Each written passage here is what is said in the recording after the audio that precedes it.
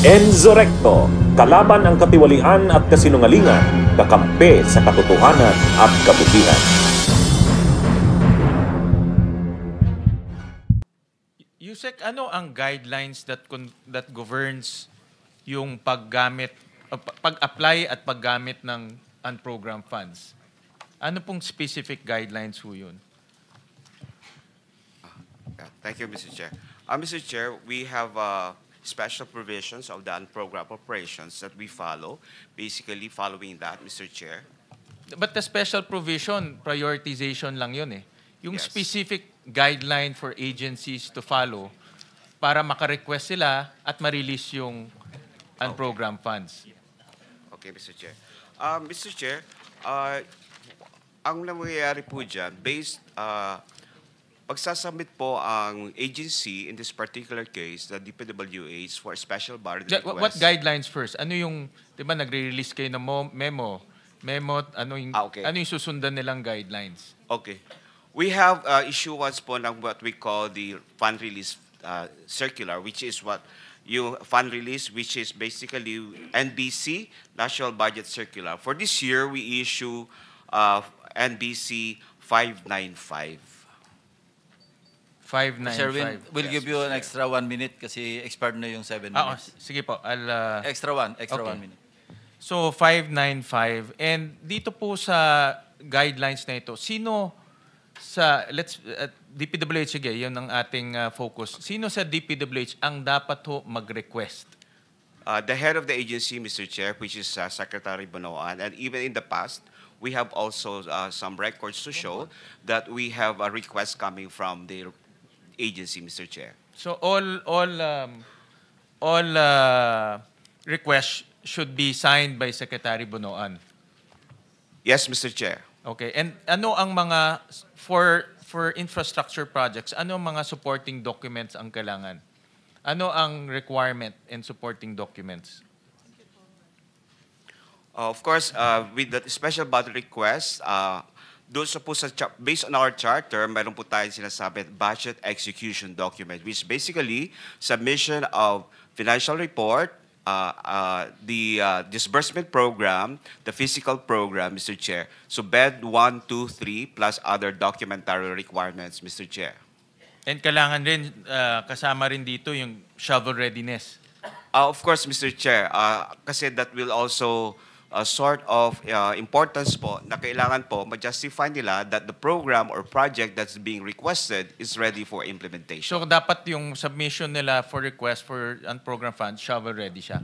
Yes, Mr. Chair, based on the plan, yes. Okay, and then through the evaluation, i-evaluate niyo yun, and who is the approving officer to release the fund? The program operation is being approved and signed. The release document is being signed by the Secretary. So all projects ng unprogrammed dapat shovel ready.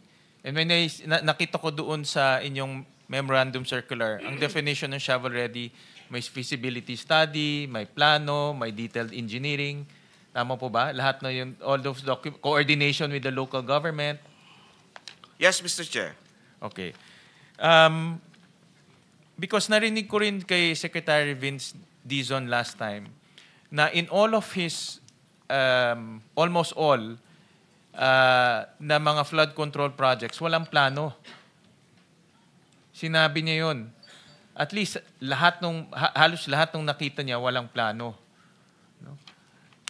Nakita niyo ba itong mga sinasubmit sa inyo ng DPWH? Nakita niyo mismo may plano, may feasibility study, and kompleto lahat yun? Mr. Chair, what is being submitted to us is yung ano nga po, as mentioned to you, yung budget execution documents. But yung as far as the plan, that is we leave it to the Department of Public Works and Highways, being are the one who are responsible in determining the readiness of the projects, Mr. Chair. Yeah, but do you ascertain? Kasi meron kayo ditong mga meron kayong mga grupo na chine-check mabuti yung submission sa inyo kung shovel readiness na eh. Diba, Sir Tuwin, kindly wrap up. Yes, Naka Mr. 2 minutes ka pang extra. Sorry, Mr. Chairman. Well, Thank Mr. you. Chairman, ganito na lang. Just submit to us yung mga documents na sinabit sa inyo ng DPWH kasama din dito yung mga supporting documents and the documents that led to the release of SARO Yes, we'll provide that, Mr. Chair. from 2022 to 2023. This is on the case ng unprogrammed funds. Yes, Mr. Chair. Mr. Chairman, ito last na ho to, no, before I terminate. Because I was also, since si Mr. Saldico ay madalas hong mabanggit dito and highlight ho siya nitong ano natin. I'll just show some of our findings sa research ho namin. Pakilabas nga yung slide 3. So, lumalabas ho, Mr. Chairman, slide 3, na from 2022 to 2025, 34 billion na ho ang na-release to SunWest Corporation. And ito hong data, sinabit ho sa amin to ng DPWH kung ano po yung mga projects na na-release na sa SunWest Corporation. At tinignan ho namin at which process of the budget nakapasok ho yung mga projects. Makikita ho natin in 2023, 1 billion nasa unprogrammed appropriation.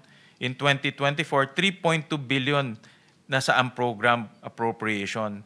But makikita rin ho natin from NEP to GAB to GAA saan pumapasok yung mga projects na na-award po sa SunWest Corporation. Ang punto ho dito, 4 billion na award po sa SunWest Corporation galing sa unprogrammed appropriation. Yun po yung punto. Kaya important, kaya Which is not easy, no?